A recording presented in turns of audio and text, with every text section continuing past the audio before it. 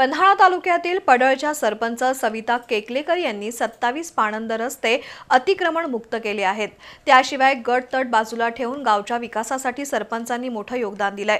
पडळच्या सरपंचांच्या कामाचा आदर्श जिल्ह्यातील अन्य ग्रामपंचायतींनी घ्यावा असे उद्गार आमदार विनय कोरे यांनी काढले। संजय गांधी आणि श्रावणबाळ योजनेच्या लाभार्थ्यांना मंजुरी पत्र वाटप प्रसंगी ते बोलत होते। पन्हाळा तालुक्यातील पडळ गावातील विविध विकास योजनांचा शुभारंभ आमदार विनय कोरे यांच्या हस्ते करण्यात आला। आरोग्य उपकेंद्राची दुरुस्ती, नदीघाट सुशोभीकरण आणि मातंग वस्तीत पायाभूत सोयीसुविधांसाठी 30 लाखांचा निधी आमदार कोरे यांनी मंजूर केलाय। या कामाच्या शुभारंभानंतर आमदार कोरे यांच्या हस्ते विविध शासकीय योजनांच्या 74 लाभार्थ्यांना मंजुरी पत्र देण्यात आली।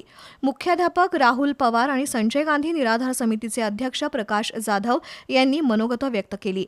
यावेळी सरपंच सविता केकलेकर, उपसरपंच अरविंद पाटील, शेतकरी संघाचे अध्यक्ष बाबासाहेब शिंदे, प्रकाश केकलेकर, मंडल अधिकारी संतोष वाळके, ग्रामसेवक आनंदा तळेकर, तलाठी महादेव पाटील, प्रकाश जाधव, पोपट निकम, दिगंबर शिंदे यांच्यासह ग्रामपंचायत सदस्य आणि ग्रामस्थ उपस्थित होते।